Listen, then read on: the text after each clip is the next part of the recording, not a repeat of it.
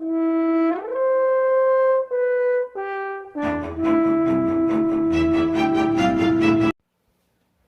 nós vamos dar início ao estudo desta noite. Abra sua Bíblia comigo em Jó, capítulo 14 e versículo 10.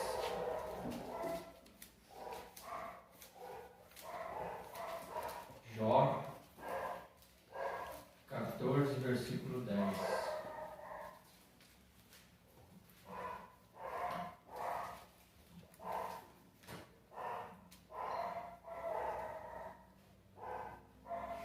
Amém?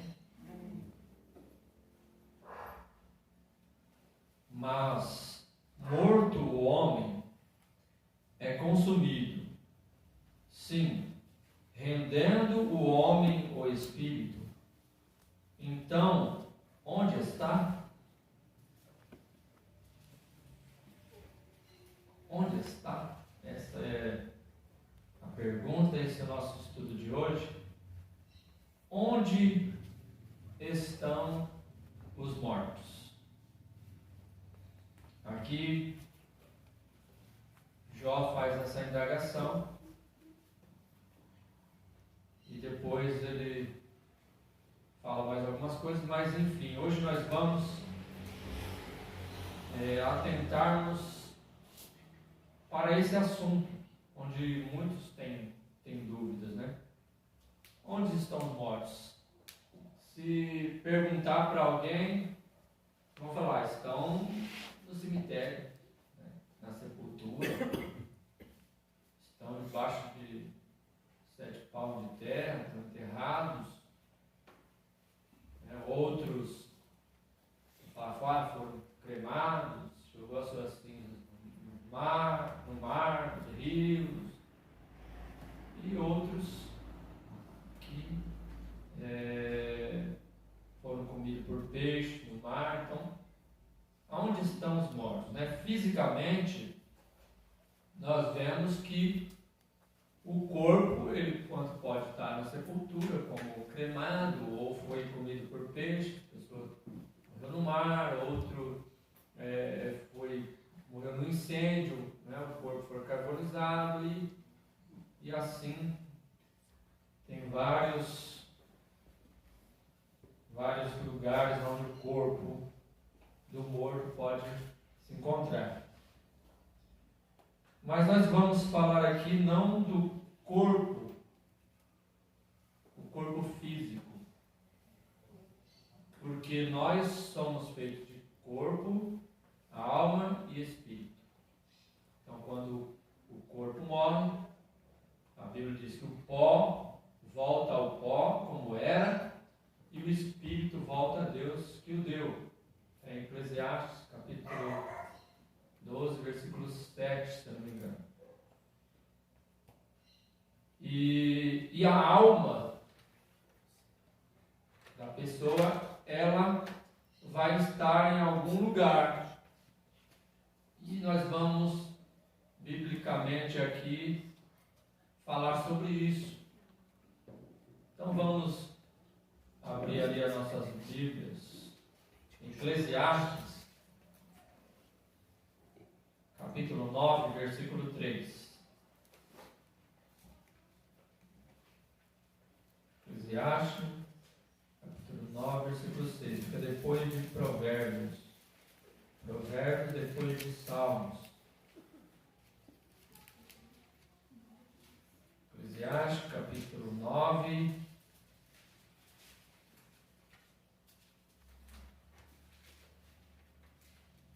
versículo 3.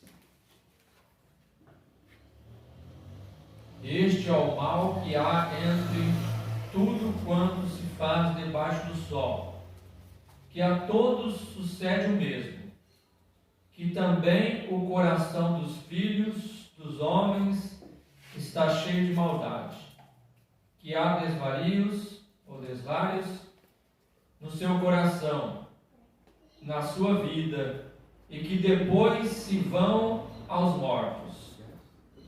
Ora, para o que acompanha com todos os vivos, a esperança, porque melhor é o cão vivo do que o leão morto. Porque os vivos sabem que hão de morrer, mas os mortos não sabem coisa nenhuma, nem tampouco eles têm jamais recompensa, mas a sua memória ficou entregue ao esquecimento. Então nós vemos aqui que Salomão escreveu dizendo que os mortos não sabem de nada, que não tem recompensa alguma e são jogados ao esquecimento. Mas nós temos que entender aqui, ele está falando no sentido físico e no sentido humano. Os mortos, eles não sabem de nada, ou seja, morreu, aquela pessoa está lá na sepultura. O passado dela, aos poucos, vai sendo esquecido, vai perdendo a memória, não tem recompensa nenhuma neste mundo. Então ele fala que os mortos, eles estão, né, lá na sepultura. Agora olha lá em Lucas capítulo 8. Lucas capítulo 8, versículo 52. Lucas 8, 52. Nós vamos entender aqui, porque há pessoas que pensam que os mortos estão dormindo. Então nós vamos ver aqui. Lucas 8, 52 e 53.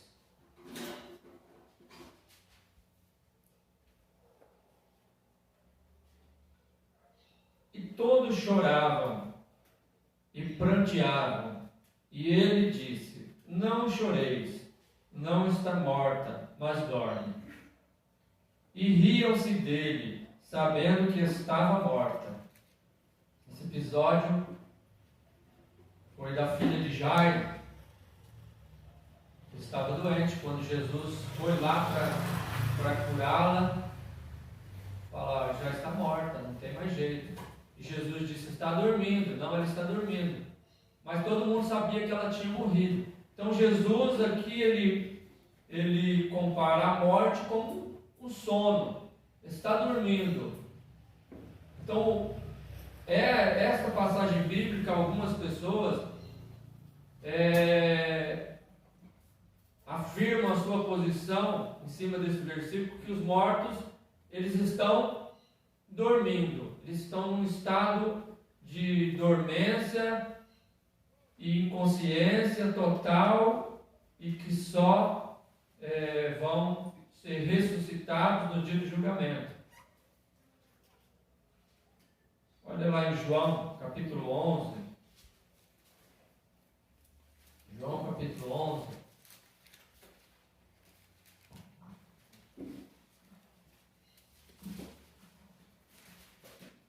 E o versículo 11 também. João 11, 11.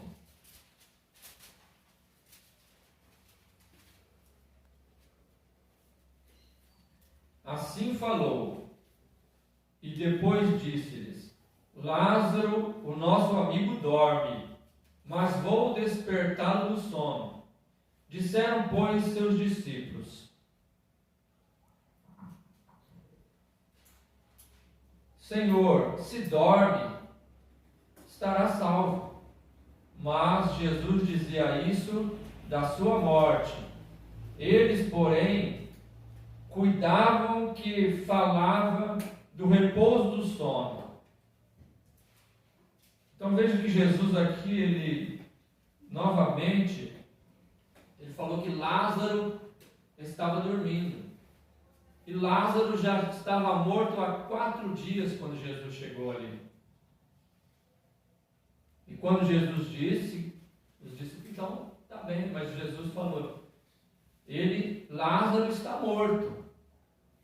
Eu folgo que vocês são testemunhos de que eu não estava lá, porque depois Jesus ia ressuscitá-lo. Então, Jesus comparava a morte como um sono. Ele está dormindo. Então, nessa afirmação de Jesus, alguns entendem que os mortos estão dormindo.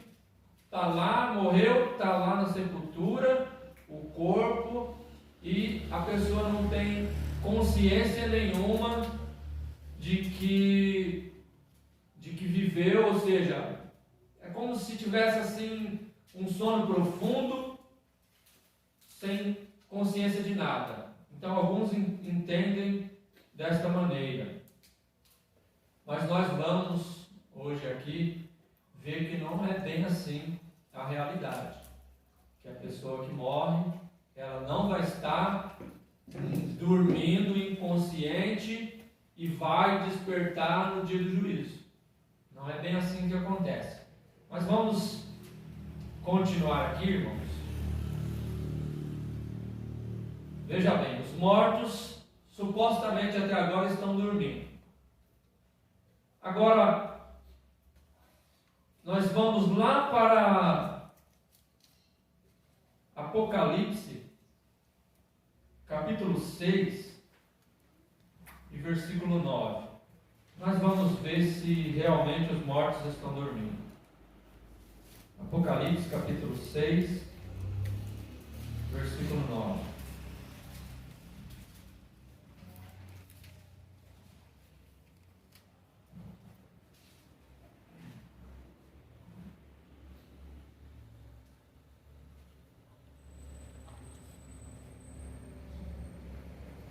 E havendo aberto o quinto selo, vi debaixo do altar as almas dos que foram mortos por amor da palavra de Deus e por amor do testemunho que deram.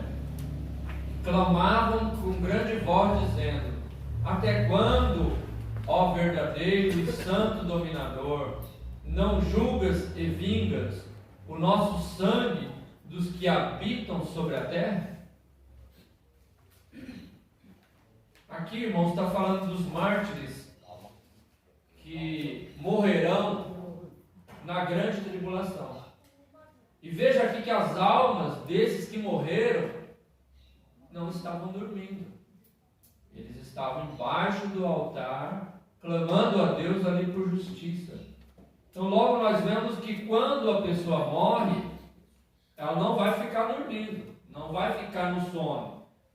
O que fala de sono é em relação a esse mundo, em relação ao corpo físico. Em relação ao corpo físico, ou a este mundo, aqueles que dormem, ou aqueles que morrem, estão dormindo. Eles não têm nenhum acesso, contato com este mundo, porque eles dormem. Mas a alma, ela não dorme. O corpo dorme, mas a alma, ela não dorme. Então a alma, veja que a alma aqui, eles estavam lá, clamando a Deus por justiça, e foram aqueles que morreram, ou morrerão, né, na grande tribulação. Mas vamos pegar outro versículo bíblico aqui, para entendermos um pouco mais sobre isso. Mateus 22, 23. Mateus 22, 23.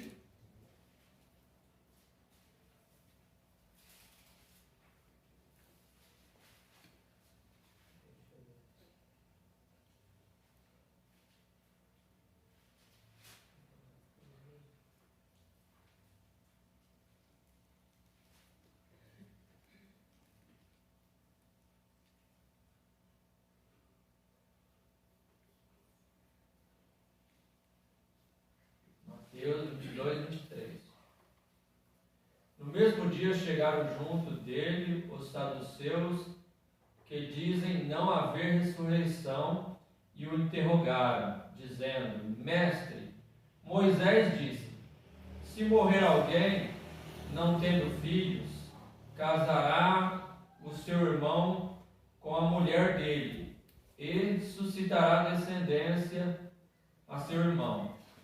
Ora, houve entre nós 7 irmãos. O primeiro, tendo casado, morreu, e não tendo descendência, deixou sua mulher a seu irmão. Da mesma sorte o segundo, e o terceiro até o 7º. Por fim, depois de todos, morreu também a mulher. Portanto, na ressurreição, de qual dos 7 será a mulher, visto que todos a possuíram? Jesus, porém, respondendo, disse-lhes: errais, não conhecendo as Escrituras, nem o poder de Deus, porque na ressurreição nem casam, nem são dados em casamento, mas serão como os anjos no céu. E acerca da ressurreição dos mortos, não tendes lido o que Deus vos declarou, dizendo: eu sou o Deus de Abraão, o Deus de Isaque e o Deus de Jacó? Ora, Deus não é Deus dos mortos, mas dos vivos. Então aqui eles tentavam pegar Jesus numa cilada a respeito da ressurreição, porque eles não acreditavam. De quem será a mulher, né? Aí Jesus falou: de nenhum deles, porque lá na ressurreição não vai ter casamento, ninguém vai ser a mulher, nem casa nem se dá em casamento. Mas para nós aqui interessa, irmãos, a respeito dos mortos, no versículo 32, que Jesus diz assim, que Deus é Deus de Abraão, Deus de Isaque, Deus de Jacó. Ora, Deus não é Deus dos mortos, mas dos vivos. O que significa isso? Ora, Abraão, Isaque e Jacó não estavam mortos quando Jesus disse isso? Mas Jesus disse que Deus não é Deus de mortos. Sendo assim, Abraão, Isaque e Jacó não estavam mortos, porque Deus não é Deus de mortos.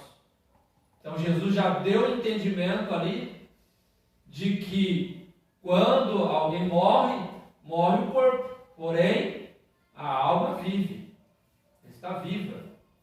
Nós vamos confirmar isso, irmãos, agora aqui em Lucas, quando Jesus contou, Lucas 16, 19, quando Jesus contou a história,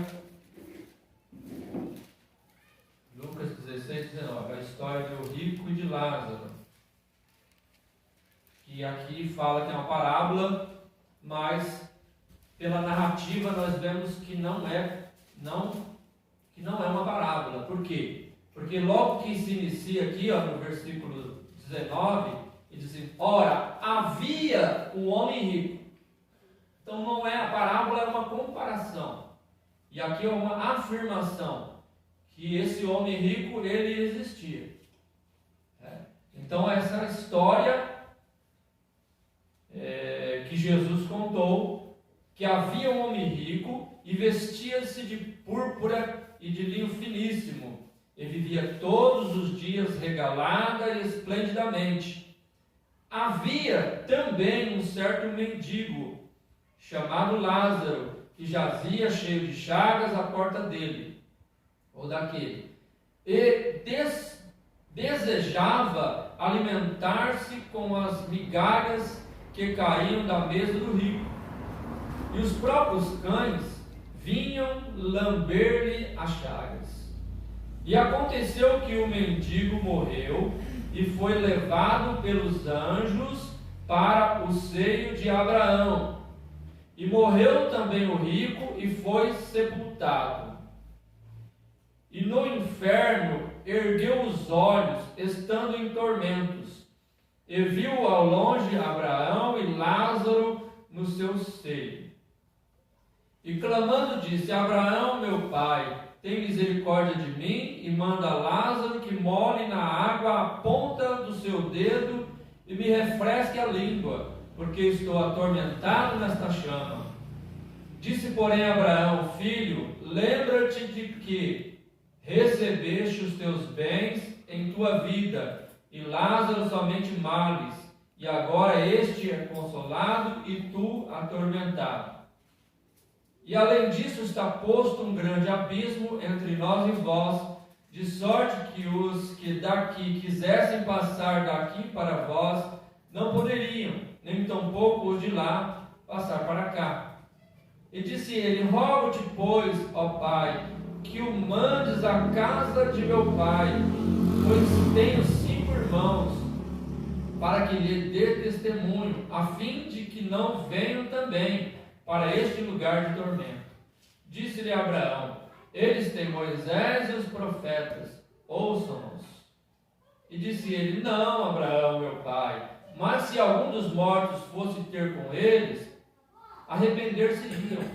Porém Abraão lhe disse: se não ouvem a Moisés e aos profetas, tampouco acreditarão, ainda que algum dos mortos ressuscite. Então veja aqui, irmãos, que quando morreu Lázaro, que era o mendigo, os anjos o levaram para o seio de Abraão. Então ele não ficou dormindo.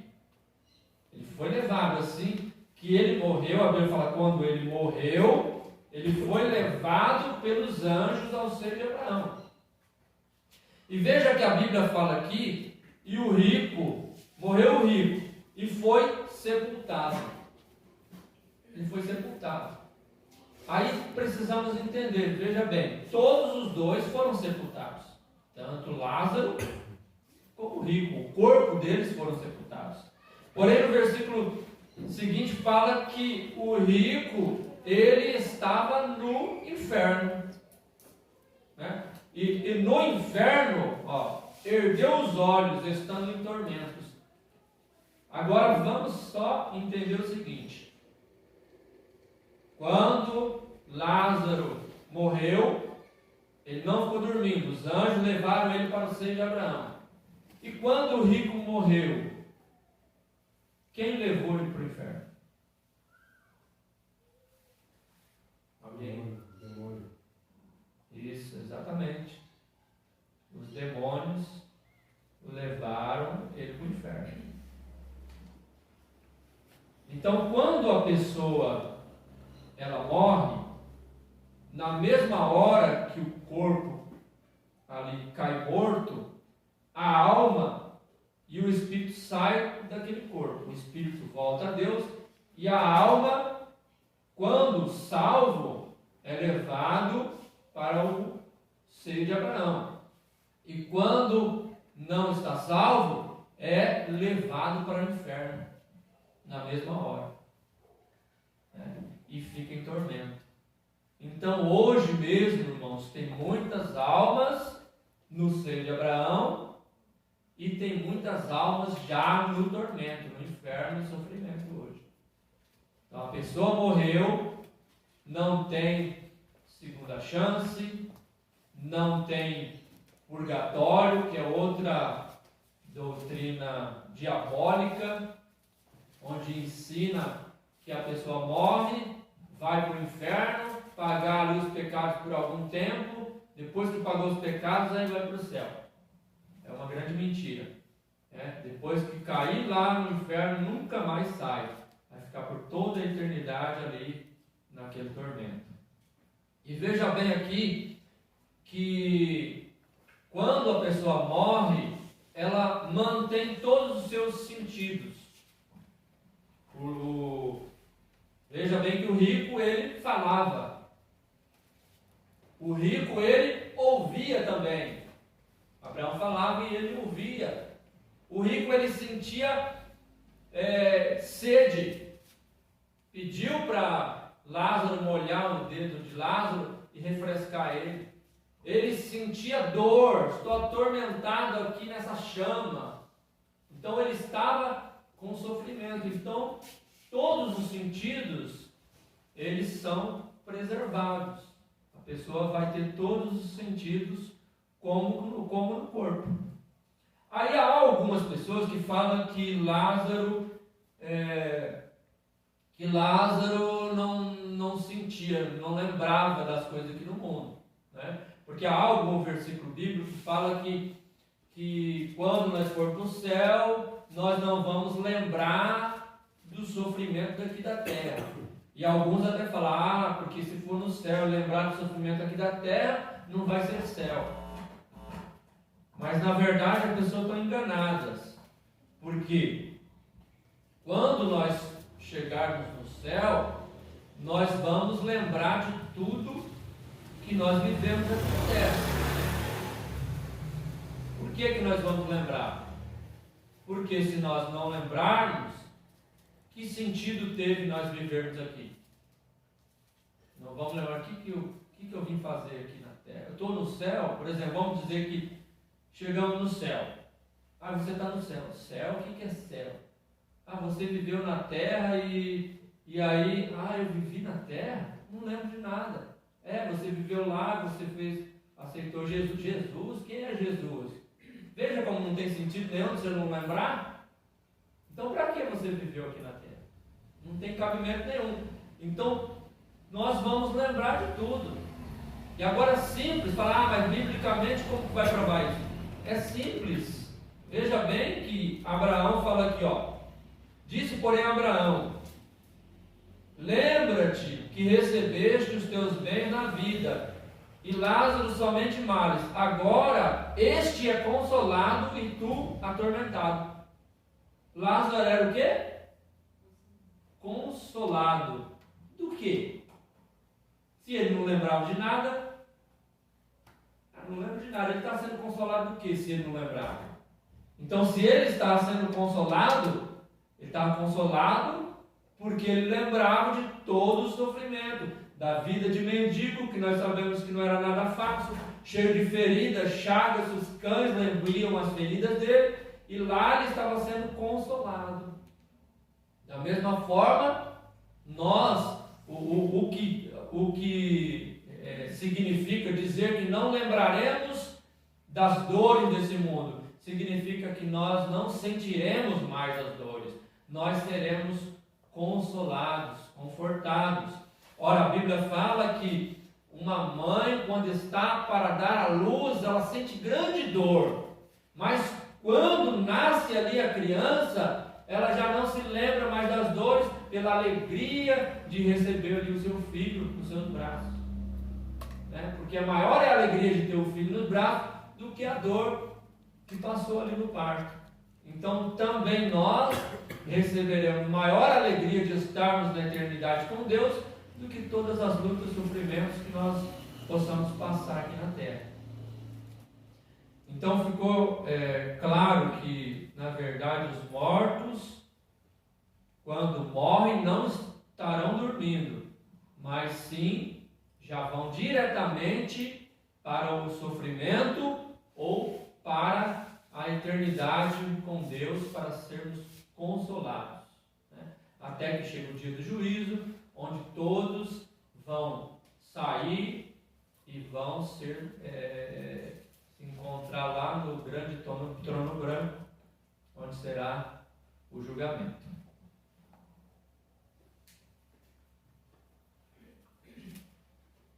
Agora nós vamos ver aqui, irmãos, olha, os mortos.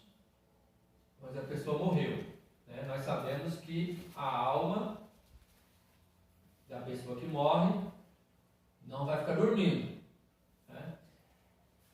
Agora há algumas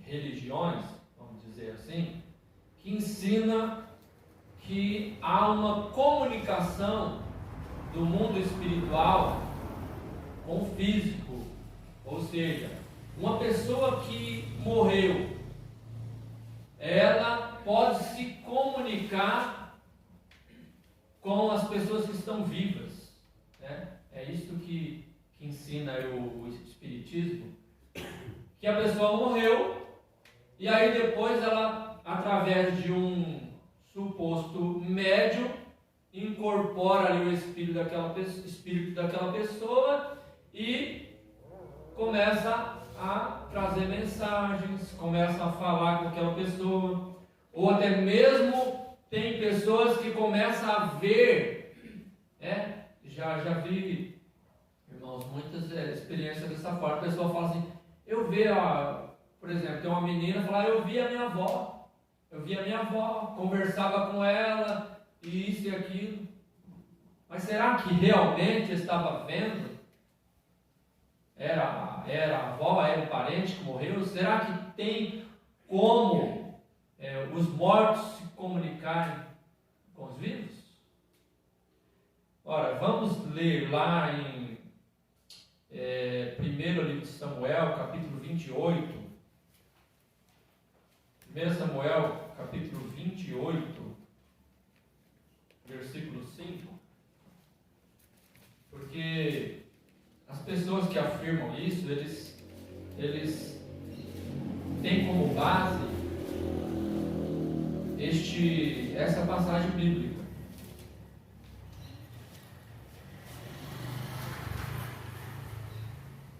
Olha só, capítulo 28 de 1 Samuel, versículo 5. E vendo Saul o arraial dos filisteus, temeu e estremeceu muito no seu coração. E perguntou Saul ao Senhor, porém o Senhor lhe não respondeu, nem por sonhos, nem por Urim, nem por profetas.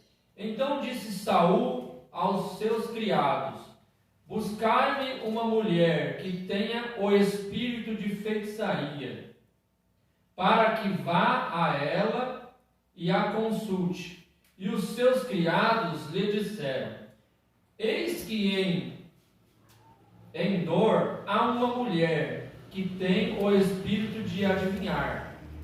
E Saul se disfarçou e vestiu outras vestes, e foi ele e com ele os 2 homens.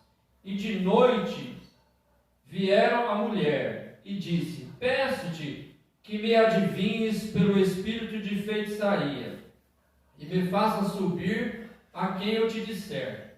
Então a mulher lhe disse, eis aqui, tu sabes o que Saul fez, como tem destruído da terra os adivinhos e os encantadores. Porque, pois, me armas um laço à minha vida para me fazer matar?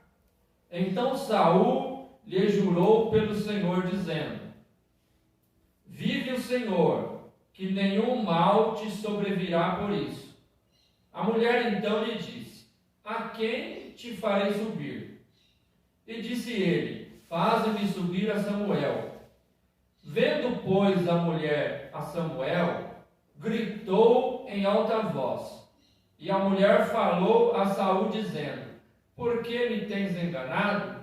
Porque tu mesmo és Saul. E o rei lhe disse, não temas, porque é que o que vês. Então a mulher disse a Saul, vejo deuses que sobem da terra. E ele disse, como é a sua figura? E disse ela, vem subindo um homem ancião, e está envolto numa capa. Entendendo Saul que era Samuel, inclinou-se com o rosto em terra e se prostrou. Samuel disse a Saul, por que me inquietaste fazendo subir? Então disse Saul, muito angustiado estou, porque os filisteus guerreiam contra mim, e Deus se tem desviado de mim, e não me responde mais, nem pelo ministério dos profetas, nem por sonhos. Por isso te chamei a ti, para que me faças saber o que hei de fazer. Então disse Samuel, por que, pois, a mim me perguntas, visto que o Senhor te tem desamparado? e se tem feito teu inimigo, porque o Senhor tem feito para contigo, como pela minha boca te disse. E o Senhor tem rasgado o rei da tua mão, e o tem dado a teu companheiro Davi. Como tu não deste ouvido à voz do Senhor, e não executaste o fervor da sua ira contra Amaleque, por isso o Senhor te fez hoje isto, e o Senhor entregará também a Israel contigo na mão dos filisteus, e amanhã tu e teus filhos estareis comigo, e o arraial de Israel o Senhor entregará na mão dos filisteus. Então veja bem, lemos aqui o texto um pouco grande, e aqui Saul era o rei de Israel, mas Saul estava desviado, Saul estava atormentado por um espírito, ou seja, um demônio. Ele buscava a resposta de Deus e Deus não respondia, porque Saul estava totalmente desviado dos caminhos de Deus, e tão desviado que ele estava, que ele foi buscar uma feiticeira, que ele mesmo antigamente tinha proibido as feiticeiras, as feitiçarias. E ele, tão desviado, foi buscar. E ali a feiticeira, naquele encantamento, viu ali subir aquele ancião, que supostamente seria Samuel, mas na verdade não era Samuel. Era sim um demônio se fazendo passar por Samuel e enganando Saul, porque Saul estava totalmente desviado. E veja bem aqui que aonde é desmascarado que não era Samuel, porque Samuel era homem de Deus, profeta de Deus, e jamais Samuel ia falar: amanhã você e os outros vão estar junto comigo, sendo que Saul estava desviado totalmente, morreu desviado, morreu longe de Deus, no pecado, na transgressão, e ele jamais iria para o mesmo lugar de Samuel. Então nós vemos que aqui não se tratava de Samuel, mas sim de um espírito imundo. Por quê?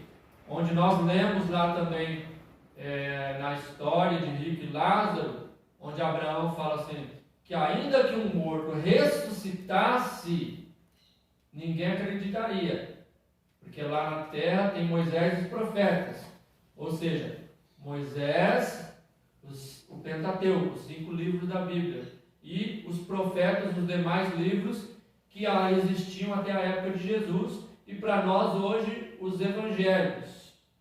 Então, ainda se um morto ressuscitar para pregar a palavra, se não crerem na palavra de Deus, nem assim crerão, ainda que um morto ressuscitar. Entendeu? E os mortos, eles não têm uma comunicação com os vivos. Há uma barreira, há um impedimento. Por exemplo, aqueles que estão lá no inferno jamais vão sair de lá. E aqueles que estão também no céu, para que eles tenham alguma comunicação com o mundo dos vivos, ele teria que ressuscitar, como foi o caso de Lázaro. Lázaro, irmão de Marta e Maria, que morto há 4 dias, Jesus o ressuscitou. Então, ele voltou e ele poderia contar ali o testemunho dele. Mais um espírito, a alma, vamos dizer, a alma daquele que morreu, ele não tem contato com o mundo dos vivos. Então essas pessoas que supostamente têm informações do mundo espiritual, ou até mesmo visões, elas estão sendo enganadas por espíritos malignos, mais conhecidos como demônios, que se apresentam para enganar essas pessoas e para levar as almas delas para a perdição. Essa é a verdade. Então os mortos, eles não têm comunicação com o mundo físico. Eles estão em um outro plano, em um outro lugar, onde não tem condições alguma de ter comunicação. E como a Bíblia fala que o Satanás ele se transfigura em anjo de luz para enganar as pessoas. Então, nunca o diabo ele vai aparecer como ele verdadeiramente é, mostrando-se mal para destruir. Ele vai aparecer de uma forma boa, enganando, se passando por alguma pessoa que morreu, aproveitando daquele sentimento de tristeza, de saudade que a pessoa tem, e ele vem enganando as pessoas. Então os mortos não podem se comunicar com os vivos. Agora, irmãos, há um outro entendimento a respeito de mortos. O que é morto para Deus? O que é um morto para Deus? Olha, abra sua Bíblia lá em Lucas, capítulo 9, versículo 59. Lucas 9, 59.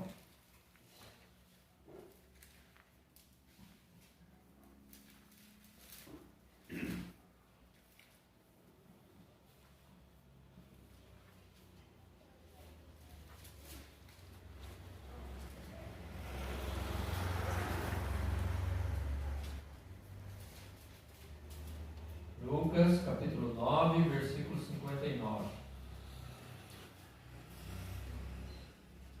E disse-lhe, 59, e disse a outro, segue-me. Mas ele respondeu, Senhor, deixa que primeiro eu vá enterrar meu pai. Mas Jesus lhe observou, deixa aos mortos ou enterrar os seus mortos. Porém tu vai e anuncia o reino de Deus. Então, irmãos, aqui para Deus, os mortos são aqueles que estão fora do caminho de Deus. A morte para Deus não é a morte física, mas a morte espiritual. Todos aqueles que estão longe de Deus estão mortos para Deus. Veja que Jesus fala, deixa os mortos enterrar os seus mortos. Ou seja, quem não está no caminho de Deus estão todos mortos. Estão ali como zumbis, pessoas que estão vivas, porém para Deus estão mortas. Como Jesus ele disse, eu vim para que os cegos vejam e para os que veem são como cegos. Então são mortos, ou seja, eles estão mortos para Deus e não têm vida diante de Deus. Lógico que Deus quer trazer a vida para todas as pessoas, mas diante de Deus, aqueles que não estão na presença de Deus estão mortos, estão no maligno. A Bíblia fala assim, o mundo jaz no maligno. Jaz está morto. Você viu lá no cemitério? Aqui jaz fulano de tal. Então, jaz significa que está morto. O mundo jaz no maligno, ou seja, o mundo está morto no maligno. Todos aqueles que estão no mundo e praticam as coisas do mundo e não se interessam por Deus, não voltam o seu coração a buscar Deus e a fugir, a sair do caminho errado, das coisas erradas, eles jazem no maligno, eles estão mortos nas mãos ou nas garras do diabo. É isso que significa. Jesus disse, deixa os mortos enterrar os seus mortos. Então, aquele que está morto para Deus não é apenas aquele que morreu fisicamente, mas aquele que está preso, nas garras do diabo. E nós, irmão, nós estamos falando aqui onde estão os mortos. Nós também, crentes também somos mortos. Devemos estar mortos. Mortos? Como assim mortos? Abra sua Bíblia em Romanos, capítulo 6, versículo 2. Porque nós também devemos estar mortos. Nós somos mortos, na verdade. Romanos capítulo 6.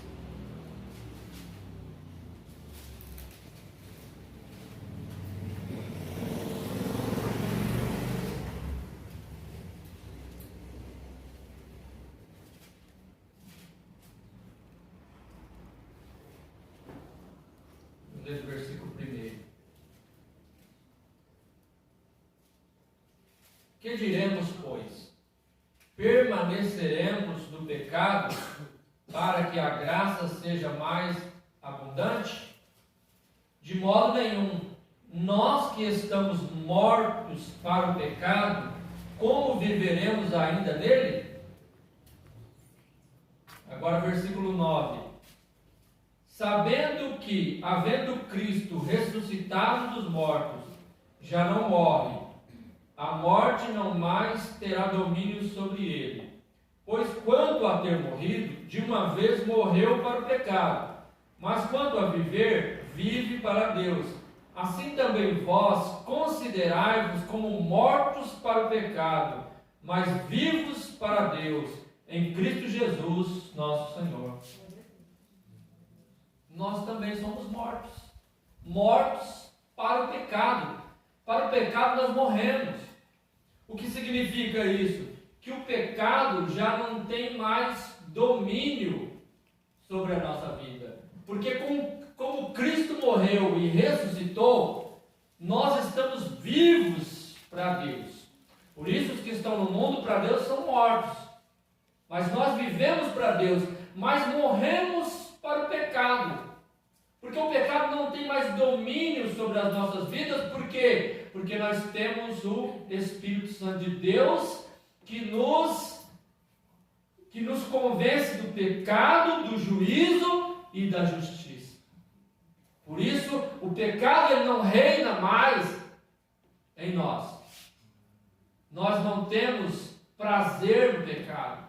Quando a pessoa está morta no mundo, no pecado, ela peca deliberadamente e não sente remorso algum. É aquela pessoa que peca, e aquilo para ela é natural, é normal, porque está morta no pecado. Mas nós morremos para o pecado. Se nós sairmos, transgredirmos alguma coisa, logo nós sentimos. Se nós pecarmos, nós sentimos a dor, aquele aperto no coração, porque não é natural para o crente pecar, porque já está morto para o pecado.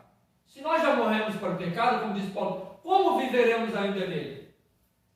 Então nós, se uma vez morremos para o pecado. Para o pecado nós estamos mortos. E também nós estamos mortos para a lei. Sabia que nós estamos mortos também para a lei? Abra lá a sua Bíblia em Romanos capítulo 7, versículo 1. Romanos 7, 1. Para nós entendermos isso.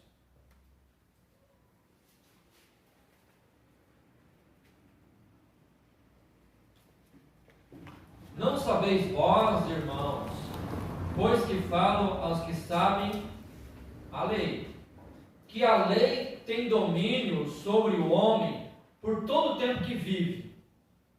É uma pergunta, né?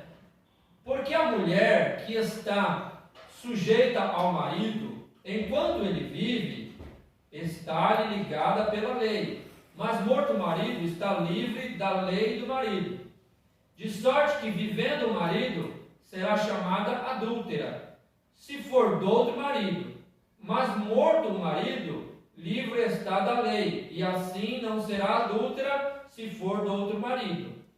Assim, meus irmãos, também vós estáis mortos para a lei, pelo corpo de Cristo, para que sejais doutro daquele que ressuscitou de entre os mortos, a fim de que demos frutos para Deus. Porque quando estávamos na carne, as paixões dos pecados que são da lei operavam em nossos membros para darem fruto para a morte. Mas agora estamos livres da lei, pois morremos para aquilo em que estávamos retidos, para que sirvamos em novidade de vida, novidade de espírito, e não na velhice da letra. Agora temos que entender, irmãos, isso. Nós estamos mortos para a lei. O que significa? Que nós não vivemos pela lei. A Bíblia fala que quem cumpre a lei, vive pela lei, morre pela lei. E todos os seres humanos, ninguém consegue cumprir a lei. Se tropeçar em um item da lei, já tropeçou em todos. Então a lei para nós já não opera mais. Isso não significa que a pessoa pode fazer as coisas erradas. Muito pelo contrário. Porque se a lei já não opera em nós, mas nós temos a liberdade de Cristo, que nos leva em santidade a conseguir, com o Espírito Santo, não transgredir a lei. Mas que lei? A lei de Cristo Jesus. Não as cerimônias, as tradições, não comer isso, tipos de festas, luas novas e tantas tradições judaicas. Essas leis para nós foram abolidas. Porém, a lei de amar o próximo como a ti mesmo e a Deus sobre todas as coisas, essa prevalece. Porém, nós não estamos presos à lei, porque nós cumprimos a lei por Cristo. Cristo cumpriu essa lei por nós. Sendo assim, nós somos justificados diante de Deus e, pelo sangue de Cristo, nós somos absolvidos da condenação da lei. E pelo Espírito Santo de Deus, nós já não pecamos mais, porque aquele que é de Deus, ele não peca. Porque quando ele vai pecar, logo o Espírito Santo o acusa e ele recua daquele mal que é inerente da carne. Por isso que devemos viver em espírito, como nos diz ali em Romanos capítulo 8, aquele que deixa eu ler aqui para não ter falha. Romanos capítulo 8, para eu não esquecer, né? Romanos capítulo 8. Portanto, agora nenhuma condenação há para os que estão em Cristo Jesus, que não andam segundo a carne, mas segundo o Espírito.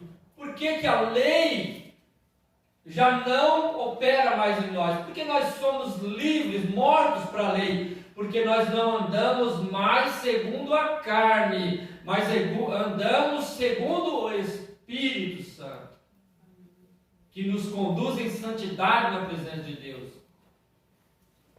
Então a lei já não é pesada, não é um fardo para nós. Por quê? Porque nós andamos no Espírito. Por isso que o crente, ele deve observar a palavra de Deus, ter santificação, viver uma vida de jejum e oração, buscando o Espírito Santo de Deus. Porque fala, não anda segundo a carne, porque se andarmos segundo a carne, morreremos. A inclinação da carne é morte. Mas se andamos segundo o Espírito, nós não precisamos mais da lei. Como diz, quando é uma criança e ela tem ali uma herança, o pai coloca um tutor, coloca alguém para tomar conta daquela criança e ensiná-la. Mas quando ela chega na idade adulta, ela já não vai precisar mais daquele tutor, porque ela já tem condições de tomar posse da herança. Assim também a lei nos foi como tutor, para nos ensinar o que é certo e o que é errado. Mas quando veio Cristo, nós já tomamos posse desta vitória em Cristo Jesus, e não precisamos mais da lei, mas precisamos do Espírito Santo de Deus que nos conduz para não transgredirmos a lei de Cristo, os mandamentos de Deus. Ou seja, não pecais, não adulterarás, não dirás falso testemunho. Todas essas coisas, nós não precisamos de estarmos observando a lei, porque o Espírito Santo, ele nos mostra todas as coisas, nos ensina. Quem anda no Espírito, quando ele vai pensar em praticar alguma coisa errada, o Espírito Santo já acusa ele: opa, isso aí é errado. Então nós temos o Espírito Santo de Deus, e não há condenação para os que andam em Espírito. Entende? Porque morremos para a lei? Porque nós vivemos em Espírito. Jesus era o Consolador. Quando ele estava com os apóstolos, ele ensinava tudo o que eles deviam fazer. Ele disse: eu vou para o Pai, mas não deixarei órfãos, enviarei um outro Consolador, o Espírito Santo, que vai nos ensinar todas as coisas. Por isso que nós devemos andar em Espírito. E aí a lei já não opera mais em nós, mas quem anda na carne está debaixo do julgamento de Deus. Então estamos mortos para a lei, no sentido de que andamos no Espírito. E quem anda no Espírito não transgride a lei de Deus. Quem anda no Espírito faz tudo o que é da vontade de Deus. Glória a Deus. As horas já passaram, irmãos. Eu gostaria só de rapidamente ir lá em Coríntios, capítulo 15, versículo 35. Mais um detalhe aqui sobre os mortos. Primeira Coríntios.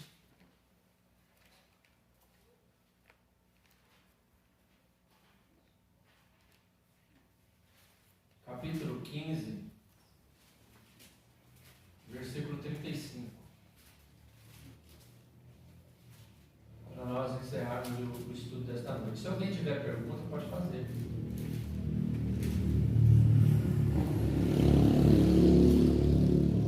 Mas alguém dirá: como ressuscitarão os mortos?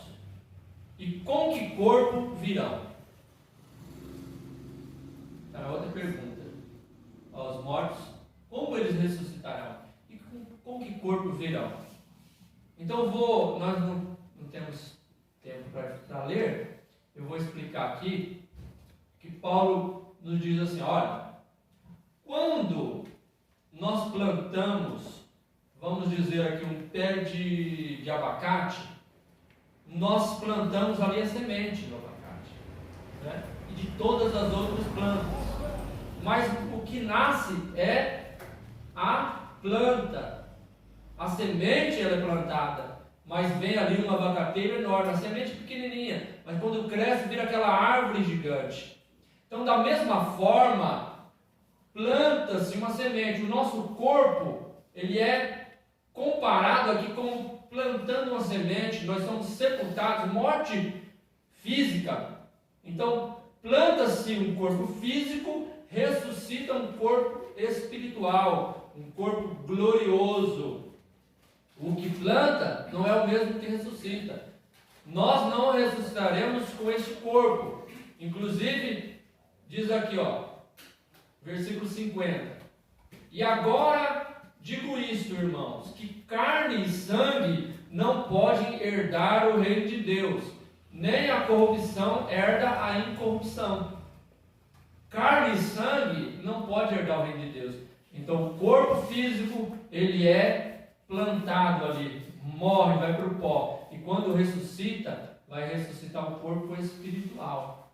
E aí ele explica assim, que assim como Adão era o corpo físico, o primeiro Adão era o físico, o segundo Adão, que é Cristo, é Senhor dos céus. E assim como Adão, nós somos como Adão, no nosso corpo físico, cheio de defeitos, falhas, corruptível, nós seremos na ressurreição como o segundo Adão, que é Cristo, incorruptível. O nosso corpo será semelhante ao corpo de Cristo, o corpo glorioso.